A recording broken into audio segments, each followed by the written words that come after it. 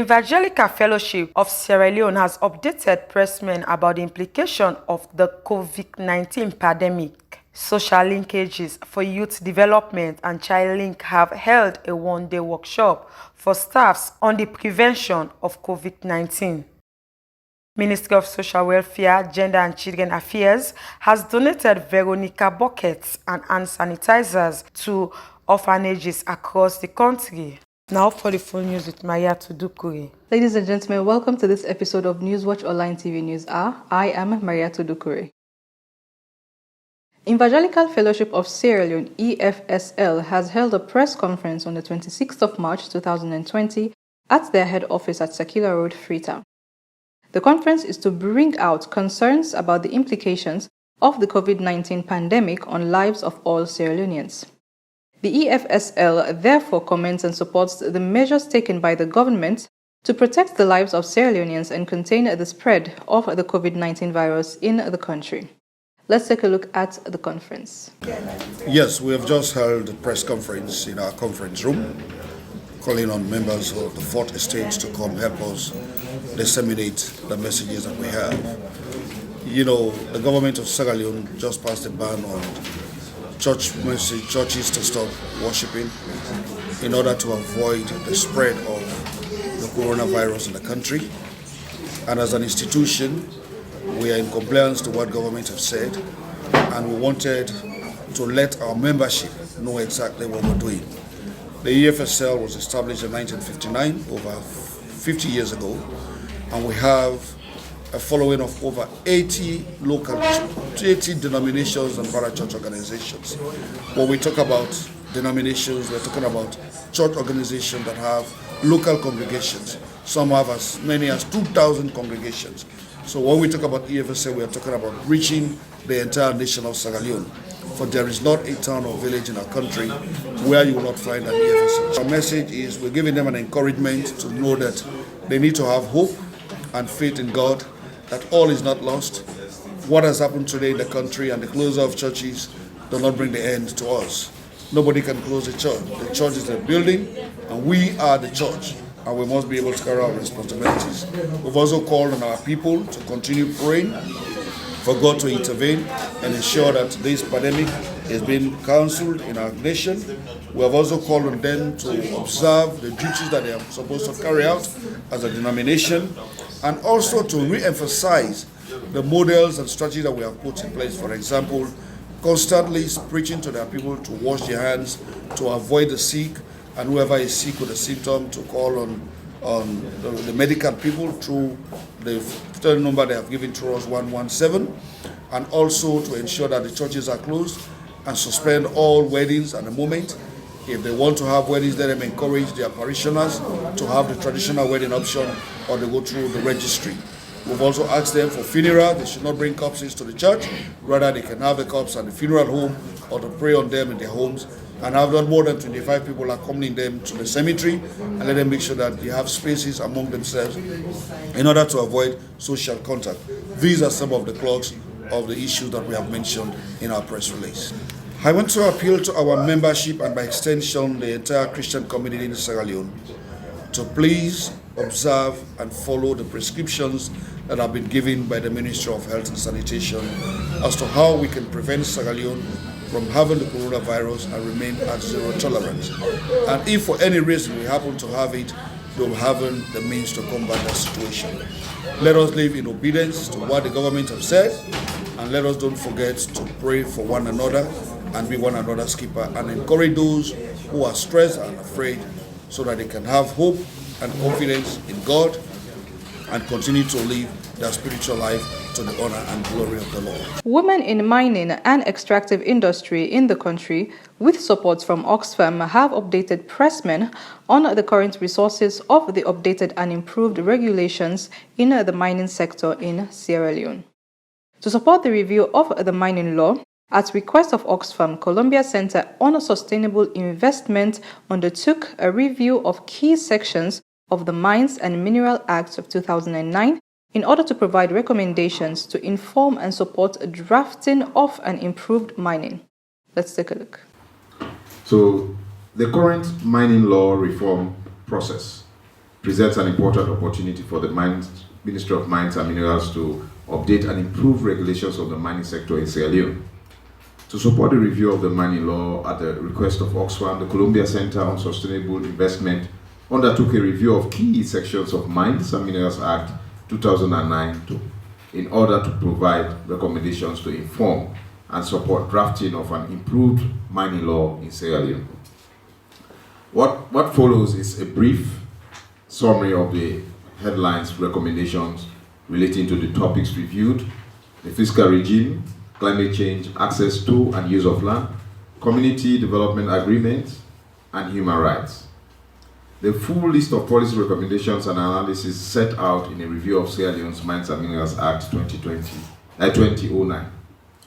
This review is based on desktop research and interviews with Sierra Leone-based practitioners. It is critical, however, that the Ministry of Mines and Mineral Resources and other relevant ministries, departments, and agencies consult with those impacted by mining and its operation, including communities in producing regions and the wider population. These consultations should inform and influence the review exercise so that the new law is responsive to existing and anticipated challenges. And some of the components we actually studied. One is fiscal component. Sierra Leone fiscal regime, as we all know, is known for being particularly advantageous for mining companies. It has in the past failed to strike an equitable balance between the country's interests and companies' interests. You know, it's like having a balance, win-win situation. Most of the laws have not been like that. You know, so all the reason why we need to review. And these stems from a series of problems mainly related to the issue of transfer pricing, thin capitalization, ring fencing, head office expenses, and incentives granted on negotiated basis through mining development agreements. We need to align our laws. As we said, some of the laws, not that they are, the laws we say we have some very good laws, policies, but some of them are like not consistent with each other. So one of the recommendations is that we align these laws. The new mining law should align with existing laws relevant to the fiscal regime to strengthen and reinforce regulations that already reflects good practice. This includes aligning the mining law with the Extractive Industry Revenue Act 2018, that's the EIRA, the relevant provisions in the Income Tax and Financial Acts, that's the ITA and the FA, and upcoming transfer pricing regulation. This transfer pricing regulation is also being, is in the process of ratification, and hopefully when once it's done, we want to ensure that it's consistent with this common law. It should not be speaking one thing and the law is saying another thing. So we need harmonization of all the laws. Ministry of Social Welfare, Gender and Children's Affairs, as a way of helping the government to prevent coronavirus from entering into the country, they have donated Veronica buckets, hand sanitizers, and trash bins to orphanages across the country. Government's commitment for preparedness to prevent the spread of this disease, we don't come corona. We all know, say, well, body pass gently. Better let you keep yourself safe, well, than any other thing. Even if you be angry, once you're healthy, you're strong enough, you're able to go do something. But if you're sick, you're not going to be. And this sick, we don't count this corona, is very dangerous. We all don't see the damage where it cause. So we're here today on behalf of the ministry. The minister for them actually there, we for them here, the first time for interface with the people the way they serve. But you get other urgent meeting where they attend to, you get another meeting, another person. But if you don't really know for the next day, we'll go for a demonstration. The bucket there, what we bring, and also the dustbin there, then the bucket with the hold water, then the soap there, they put soap there, we can wait 2 now, and also the hand sanitizer they will can wait 2, and also the tissue where you apply, you wash your hand, the tissue you wipe your hand, and you apply hand sanitizer, but we therefore can talk about how for use some of it in there all the time.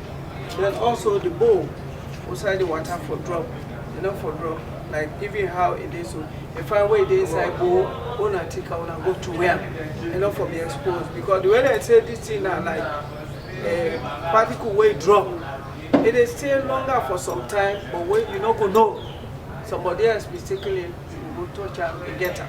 So if I everything like even when you whip your tissue, you put her inside, then no expose that person don't touch her.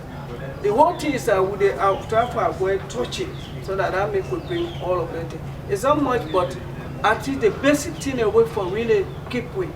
So that as time they go on, we'll try for work on somebody. So that on behalf of the ministry, we come with this facility, this ATM for this facility. It's not only here. We also get for go and school. We also get for go to other children homes there for do the same thing, for let them just ensure say the people there, the picking they are safe.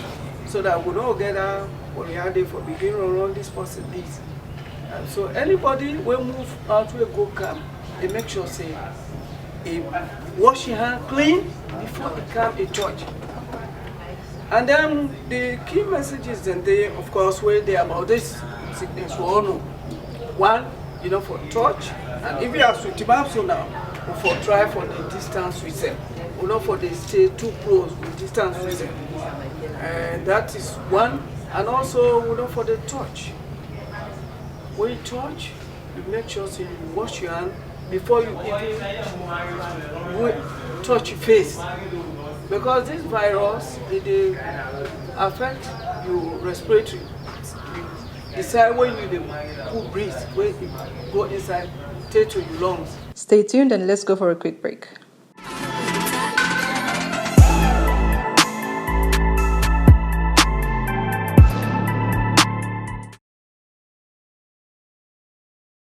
COVID-19 is an infectious disease caused by a new coronavirus introduced to humans for the first time. It is spread from person to person, mainly through the droplets produced when an infected person speaks, coughs, or sneezes. These droplets can land in the mouths or noses of people who are nearby. These droplets are too heavy to travel far in the air. They only travel approximately 1 meter and quickly settle on surfaces. This is the reason person-to-person spread is happening mainly between close contacts. The exact time that the virus can survive on surfaces is not yet known. So it is wise to clean surfaces regularly, particularly in the vicinity of people infected with COVID-19. Hands touch many surfaces, which can be contaminated with the virus. You should therefore avoid touching your eyes, nose, or mouth, since contaminated hands can transfer the virus from the surface to yourself. When coughing or sneezing, cover your mouth and nose with the bend of your elbow or use a disposable tissue. If a tissue is used, discard it immediately into a closed bin.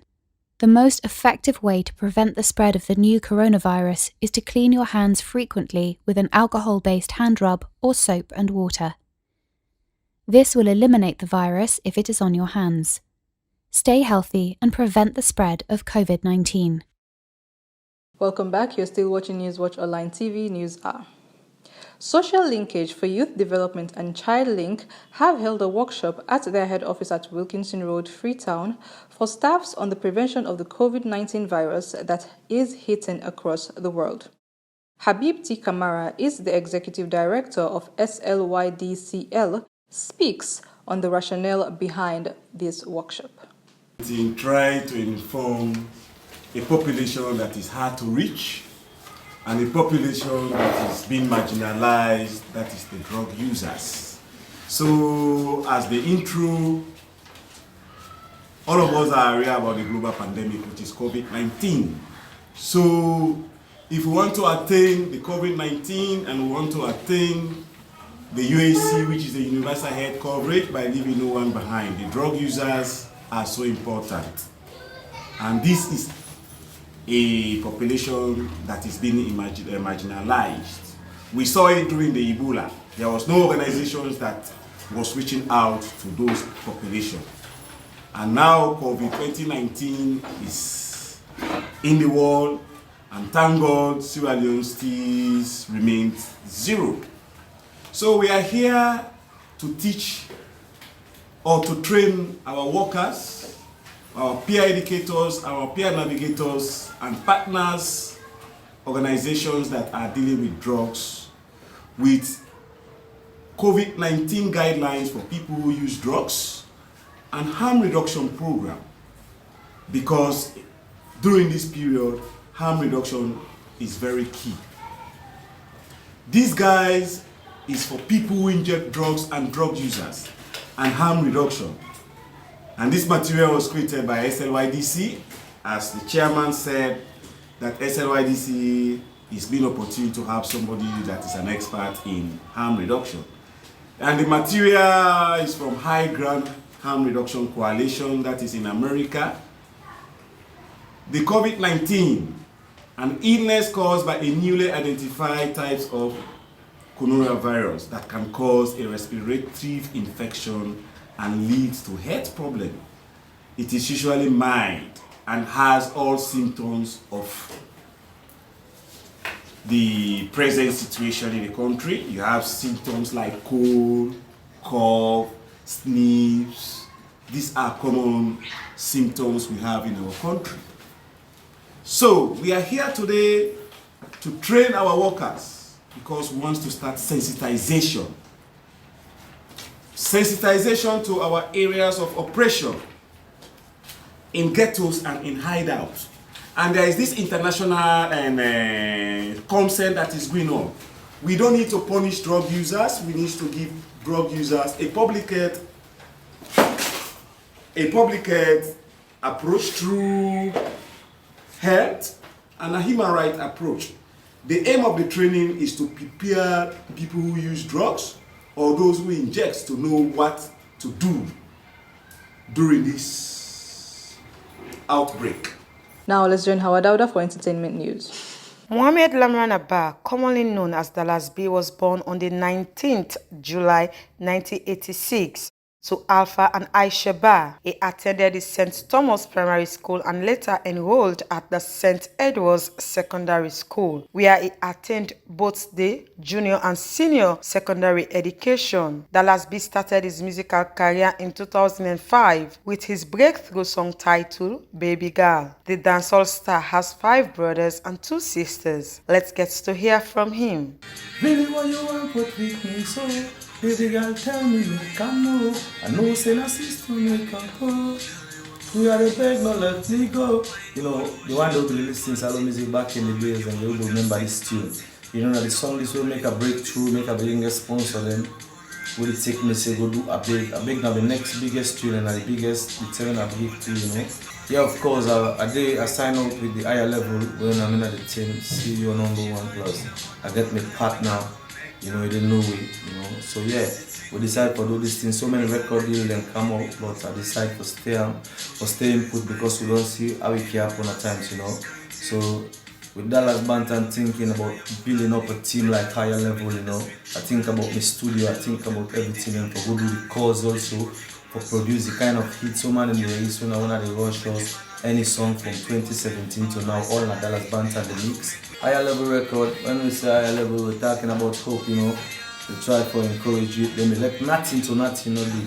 You like you live the low S, when I'm say low class like, you know, you will still get hope. And when you get hope, you believe anything can turn, you know. Because if you accept and that way with your perseverance, everything can happen. And when them say higher level, you're for the think high. You know, say you must get power this strong, any tool they talk, you know. Because I can remember since the days are changing the name from other team to higher level. You know, anything we are doing a higher level from Pambodi to London, you know, all them things and then I know say, yeah, you must get power straight, higher level. It's 2020 and time I don't plan for the people and see say yes, I don't get more artists, more raw potential, women role, like really for a new diamond then. You know, we don't know one day. So watch out 2020, higher level, more artists, uncountable. I therefore see them and remember, find the number together, yeah. But everything is set 2020. Because entertainment, the differences, you know, one thing about Ghana, the people that they don't know what they want to listen to, then they vex if they hear any other music. I like it fine, I like the Michael Jackson and I feel it. They don't want to know. But when you play the own Shatta Wale and Stoneboy, and Force, you know. So if you find out, Shatta Wale know they hit Nigeria, they hit other countries, but Ghana, they elevate. The people in the support their own, and I see that difference, they're great. But right now, at least, you know, we don't see some people and not the show love, you know, not the salon industry. So I want to encourage more people make we come together. No saying one salon we get without Yasso. No other place not really good in the club for your salon too. So yeah, a salon we promote respect to you and more love. Thank you very much, viewers, for joining me on this episode of NewsWatch Online TV News. Please do not forget to subscribe to our YouTube channel and follow us on our Facebook page, which are both NewsWatch Online TV SL. And please stay safe and take the precautionary measures. I am Maria Tudukure. Bye.